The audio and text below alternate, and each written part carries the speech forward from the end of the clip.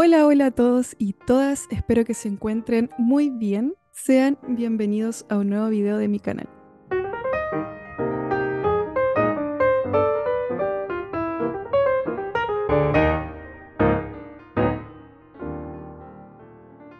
Como pudieron ver por el título del video, hoy vamos a estar viendo las consideraciones de la atención odontológica de los pacientes con diabetes. Ya tenemos los capítulos de pacientes en diálisis, pacientes con hipertensión y hoy vamos a ir con pacientes con diabetes. Y uno de los puntos más importantes antes de comenzar es que recuerden suscribirse, activar la campanita, darle me gusta a este video, comentar aquí abajito todo lo que quieran y compartirlo con sus amigos, obviamente. Así que sin más preámbulos, vamos a comenzar con el video. La diabetes es una enfermedad metabólica crónica en la que el cuerpo no logra regular la glicemia, es decir, la glucosa en sangre. Es por esto que esta azúcar en sangre se mantiene elevada a lo largo del tiempo en estos pacientes. Para quienes se unen a este canal y no están ligados al área de la salud o no se manejan mucho en estos temas, les voy a dar un pequeño contexto, ¿ya? La glucosa es la principal fuente de energía del cuerpo y para que ésta sea utilizada por nuestras células debe ser anclada por una hormona llamada insulina, que es la que siempre nosotros escuchamos por ahí. Entonces, en estos pacientes puede pasar que el páncreas no secrete suficiente insulina o que el organismo de estos pacientes no utilice eficazmente esta hormona. Es así como el nivel de glucosa de estos pacientes en sangre, es decir, la glicemia, se mantiene elevada. Esta hiperglicemia puede conducir obviamente a lo largo del tiempo a daños graves tanto al corazón, a los vasos sanguíneos, a los ojos, a los riñones e incluso al sistema nervioso también. Vamos ahora con los tipos de diabetes. En general hay tres tipos de diabetes. Está la diabetes tipo 1, la diabetes tipo 2 y la diabetes gestacional. Muy similar también a las clasificaciones que hablábamos de la hipertensión, donde tenemos la hipertensión primaria, secundaria y la preeclampsia, que también está ligado al periodo gestacional de la madre. Entonces, la diabetes tipo 1 es una enfermedad que se describe como autoinmune, ya que el sistema inmunitario del paciente ataca y destruye las propias células del páncreas que producen insulina, es decir, las células beta pancreáticas. Es así como este órgano, debido a esta destrucción, produce una cantidad insuficiente de insulina o derechamente no la produce. Debido a lo anterior, estos pacientes requieren de la administración diaria de esta hormona para regular su sistema. A esta diabetes también se le ha llamado a lo largo del tiempo, o antiguamente se le llamaba como diabetes insulino dependiente, juvenil o de inicio en la niñez. Afecta a menos del 10% de los casos, ya es una de las menos comunes. Y por lo general se diagnostica en niños y adultos jóvenes, aunque en realidad igual puede aparecer a cualquier edad y es consecuencia de factores genéticos y también ambientales. Por otro lado, la diabetes tipo 2 es la más común de las diabetes, afectando a más del 90% de los casos, siendo en gran parte el resultado del exceso de peso corporal y la inactividad física, es decir, personas que son sedentarias. A diferencia de la diabetes tipo 1, en la diabetes tipo 2 tenemos una secreción normal de la insulina, pero el cuerpo la utiliza de forma poco eficaz. También es posible que el páncreas esté produciendo una cantidad insuficiente de esta hormona para mantener el nivel de glucosa en la sangre dentro del rango normal. Y bueno, al igual que el anterior, esta hiperglicemia puede generar los mismos efectos secundarios que hablamos anteriormente, tanto al sistema cardiovascular como a los vasos sanguíneos, bueno, del mismo sistema, la vista de los pacientes, a nivel de los riñones, etc. A este tipo de diabetes tipo 2 también se le ha llamado a lo largo del tiempo como diabetes no insulino dependiente o de inicio de edad adulta. Sin embargo, ahora también se está presentando cada vez más en niños, ya debido obviamente a estos malos hábitos de inactividad física y una mala alimentación. Esta enfermedad en muchos casos es prevenible, debido a que hay factores que contribuyen a su aparición y desarrollo, como obviamente el sobrepeso, no hacer suficiente energía y también tener una predisposición genética, es decir, si tus padres tienen diabetes, tus abuelos han tenido diabetes, también se puede tener una mayor probabilidad de generarla. Y por último, el tipo 3 es la diabetes gestacional. Como su nombre lo indica, es un tipo de diabetes que se desarrolla durante el embarazo, generalmente debido a cambios hormonales y puede también estar asociada a los hábitos de la madre. Esta diabetes gestacional corresponde a un estado de hiperglicemia, pero con niveles de glucosa en sangre por debajo de los diagnósticos de diabetes. Por lo general, se ha descrito que las mujeres que han cursado esta diabetes gestacional tienen un mayor riesgo de complicaciones durante el embarazo y durante el parto también. Entonces, por eso es tan importante el diagnóstico y el control temprano de este cuadro para poder tratarlo de manera precoz. En la mayoría de los casos, este tipo de diabetes desaparece después de que nace el bebé. Sin embargo, la madre tiende a tener una mayor probabilidad de desarrollar diabetes tipo 2 más adelante en la vida. Ahora vamos a hablar de algunos factores de riesgo en estos pacientes. Por lo general, un factor de riesgo es la edad, ya mientras mayor es la persona, mayor es la probabilidad de padecer diabetes, ya sobre todo sobre los 40 años. Obviamente, como ya hablamos anteriormente, hoy en día, debido al estilo de vida que se está llevando por lo general, cada vez más niños están desarrollando esta enfermedad. Otro factor de riesgo, que ya lo nombramos anteriormente, es el sobrepeso y la obesidad. De la mano con eso, el sedentarismo, antecedentes familiares, antecedente de diabetes gestacional, como decíamos anteriormente, y también la raza o la etnia. Hay algunas razas y etnias que tienen mayor predisposición a generar esta enfermedad. Pasando ahora con el tratamiento, en el caso de la diabetes tipo 2, que es la más común, el tratamiento consta de un tratamiento farmacológico y no farmacológico, al igual que en la hipertensión. Es muy importante que el paciente entienda esto, que entienda que no solo basta con la administración de medicamentos para mantener estable su enfermedad, sino que se necesita de una completa disposición de su parte para poder realizar un cambio en el estilo de vida. Es así como el tratamiento no farmacológico por lo general va de la mano con un cambio en los hábitos, tanto alimenticios como también de actividad física. Por otro lado, el tratamiento farmacológico va de la mano con la administración de hipoglicemiantes orales, insulina o una combinación de ambos. Esta puede ser tratada con distintos tipos de fármacos, los más utilizados son la metformina y la glibenclamida en muchos casos. Pasando ahora a la diabetes en la odontología. Siempre que realicemos un procedimiento odontológico debemos asegurarnos de que los pacientes diabéticos tengan controlada su enfermedad, ya que dentro de los problemas más severos que podemos encontrar en un paciente no controlado es el retraso en la cicatrización y problema en el control de infecciones. Y aquí va lo que les estaba conversando recién. Es por esto que es tan importante que dentro del tratamiento dental el clínico debe estar al tanto de todo el historial médico del paciente, el cual debe incluir la gravedad de la enfermedad, cuántos años este paciente lleva enfermo, qué enfermedades concomitantes tiene, el grado de control específico, qué medicamentos está tomando, en qué dosis, cuánto tiempo lleva tomándolo, qué estilo de vida lleva, qué hábitos tiene, en la dieta que tiene, se cuida o no se cuida, solamente toma medicamentos, etcétera.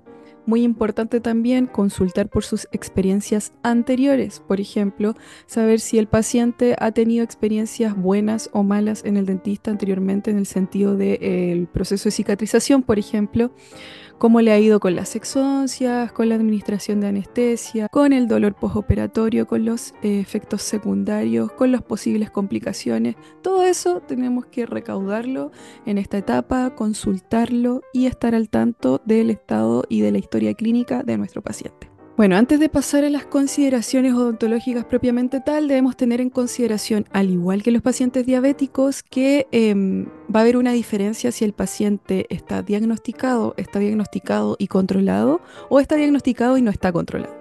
Ya por lo general los pacientes diagnosticados y controlados es un paciente ideal que por lo general podríamos tratarlo como un paciente sin diabetes. Por lo tanto, algunas consideraciones que debemos tener en estos pacientes a la hora de atenderlos en el sillón dental, etcétera, son las siguientes. Ojalá atender al paciente en un horario por la mañana y de preferencia que sean consultas cortas, ¿ya?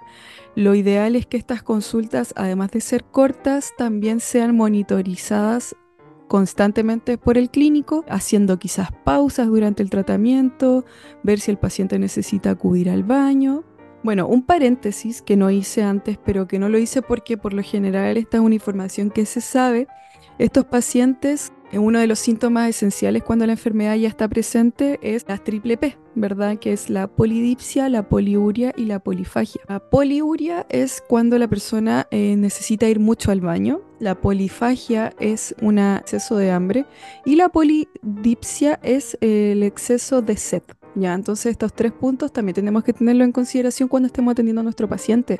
Entonces, de la mano con esto, durante el tratamiento, siempre intentar tener algún snack quizás guardado por ahí, donde sea, en caso de cualquier situación.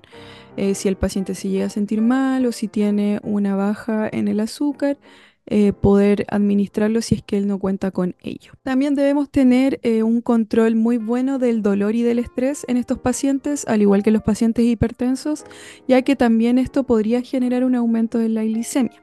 Tener en cuenta que un punto muy importante también es el tema de los exámenes. Ya tenemos por un lado lo que es la glucosa capilar, que sería la glicemia del paciente en el momento, y tenemos por otro lado también la hemoglobina glicosilada, que es aquella que nos va a dar un promedio de la glicemia del paciente en los últimos 3 meses. Por lo tanto, es mucho más transparente, por decirlo así. Ahora, ¿cuál es un nivel como normal o sano o que sí podemos tratar a un paciente con la glucosa capilar del momento? Ya, lo ideal sería tomarla en ayuna. Esto no debiese ser más baja de 75 miligramos por decilitro. Ya si esta supera, por ejemplo, las 150, no se puede atender ya al paciente. Es un paciente que tenemos que tratar de ver qué tratamiento podemos realizar, qué medidas podemos tomar, quizás recomendar algún tipo de analgésico. Obviamente va a depender del cuadro del paciente. También ver el tema del dolor. Nosotros sabemos que también el estrés puede descompensar al paciente y generar un alza de la glicemia. Entonces, ahí, al igual que en la hipertensión, evaluar qué podemos realizar y qué no. Es difícil encontrar a un paciente de larga data con una glicemia capilar normal. Evaluemos en qué casos, qué podemos hacer. En cuanto a la antibioterapia, debemos tener en consideración que la antibioterapia no es obligatoria en estos pacientes. Si el paciente está compensado con los valores de sus exámenes acorde a los parámetros normales, no va a requerir un tratamiento especial. No es necesario quizás dar antibióticos, ¿ya? Pero en este caso deberíamos dar antibióticos si es que así lo requiere. Ya, ahora bien, si es un paciente que tiene varios factores de riesgo que podrían indicarnos una posible complicación, como un historial de complicaciones de absceso a repetición, etcétera, en este caso obviamente que sí daríamos antibioterapia, ¿ya? Otra consideración muy importante es tener en cuenta las otras enfermedades concomitantes que pueda tener el paciente y los otros medicamentos que esté tomando. Que si consumen, por ejemplo, aspirina y además sumado a eso su diabetes no está bien controlada, podemos tener un problema claro en la cicatrización posterior a ciertos procedimientos. Vamos a pasar ahora a las manifestaciones orales de la diabetes. Ya vamos a partir por la más importante a mi parecer, al menos en este cuadro y de la cual se ha hablado mucho a lo largo de los años, del tiempo en general. Es la enfermedad periodontal, la periodontitis, en relación a la diabetes. Se ha demostrado que los pacientes con diabetes son más susceptibles a desarrollar periodontitis e incrementa el riesgo de esto cuando hay un pobre control de la glicemia. Ya, o sea, si hay una hiperglicemia constante, hay una mayor probabilidad de generar periodontitis. Además, estuve leyendo también algunos artículos en los que se describe una actividad sinérgica entre ambas, ya, o sea, tanto la periodontitis va a generar como que se perpetúe la diabetes, como la diabetes también va a generar que se perpetúe la periodontitis. Por lo general, la periodontitis severa se relaciona con elevados niveles de la hemoglobina glicosilada. Y también se ha demostrado, como les decía yo, esta actividad sinérgica que genera que personas con periodontitis severa tengan un aumento también en las probabilidades de desarrollar diabetes mellitus tipo 2. Además, leí un artículo donde se habla de las repercusiones que pueden tener el tratamiento periodontal en pacientes con diabetes, ¿ya? Y se ha descrito que luego del tratamiento periodontal también disminuye la glicemia del paciente. Por lo tanto, este abordaje oral también puede tener una repercusión importante en el estado sistémico del paciente.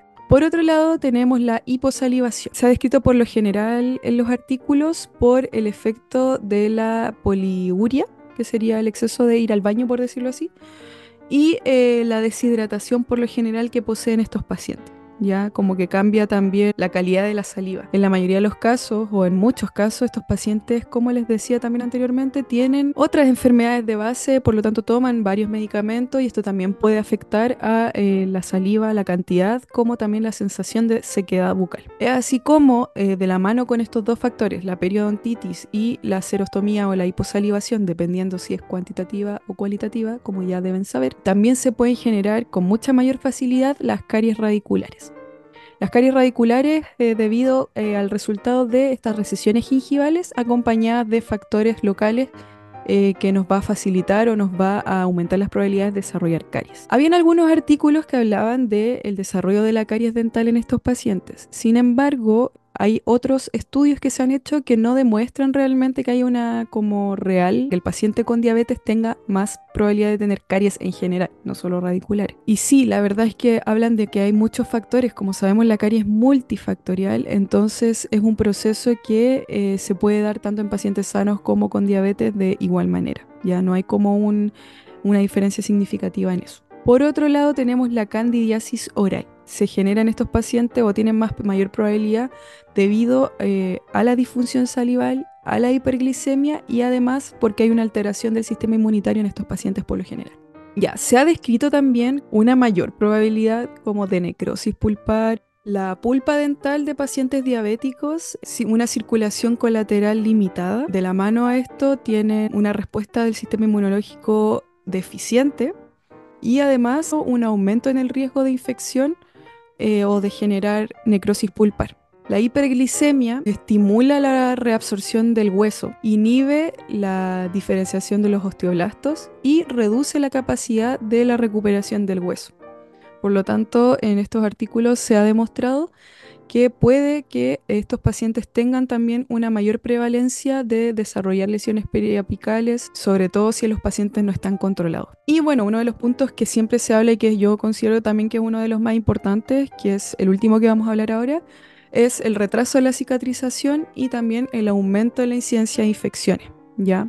Esto se debe a esta disfunción vascular y también a la disminución inmunitaria en la diabetes, ya en simples palabras. Estos videos que yo hago no son una clase profunda respecto al tema. Yo sí tengo que leer mucho antes de hacerla para saber que está bien lo que estoy diciendo y decirlo de forma segura. Pero de todas maneras, si ustedes quieren indagar más en estos temas, pueden buscar artículos en PubMed, por ejemplo, y en caso de que quieran profundizar en cada uno de ellos, no duden en buscar más información. Y por último, vamos a hablar de qué hacer en caso de algún tipo de crisis en los pacientes con diabetes, ya que obviamente se puede presentar, uno nunca sabe, en la consulta. Si un paciente presenta la hipoglicemia, puede sentir hambre, debilidad, dolor de cabeza, temblor, entumecimiento en las manos y pies y quizás tener incluso una marcha inestable. Su pulso va a ser rápido y débil, la piel va a ser pálida y húmeda. Si la persona está consciente, le damos algo para comer, pero si está inconsciente, debemos llamar ya a urgencias derechamente. Ahora, si la persona tiene una hiperglicemia, que ya es un poco más inusual, puede darse por consumo en exceso de alimentos con alto contenido de azúcar, un exceso del consumo de alimentos, si es que no tomó su tratamiento, su medicamento, perdón. Por lo general tiene un comienzo lento y gradual y la persona puede sentir sed, puede sentir náuseas, síntomas de deshidratación, posible dolor abdominal, etc. El paciente por lo general tiene taquicardia, el pulso débil pero rápido, piel seca y cálida, ya con lo contrario a la hipoglicemia. Vamos a notificar de inmediato a los servicios de urgencia que la persona está en esta situación. Vamos a evaluar su circulación, su vía respiratoria y vamos a esperar en una posición de recuperación o en una posición supina. Quizás si el paciente no tomó su medicamento, decirle que lo tome, pero ya habiendo llamado a urgencias y si es que el paciente está consciente, obviamente podemos hacer esto, si no, no. Y evitar nosotros como a tontas y a locas administrar insulina o algo similar, ya porque esto es de un manejo ya médico y mucho más delicado, ya así que tenerlo en cuenta. Y bueno, a modo de conclusión, considerar siempre una buena historia clínica en todos los pacientes, recaudar toda la información necesaria, los antecedentes de otros tratamientos dentales o tratamientos en general quirúrgicos, tener en cuenta también las enfermedades o manifestaciones orales que podemos tener en estos pacientes, también para poder tratarlos, quizás derivarlos a un periodoncista en el caso de que sea necesario, y también tener muy en cuenta el tema de si está controlado o no controlado este paciente. Y bueno, gente, espero que les haya gustado mucho este video. Si fue así, no olvides dejar tu me gusta, suscribirte y comentar aquí abajo lo que quieras. Yo leo todo. Dejarme sugerencias, quizás si te gustaría que hablase de otra cosa o si es que me faltó tocar algún punto importante. Nos estamos viendo en un próximo video. Que estén muy bien.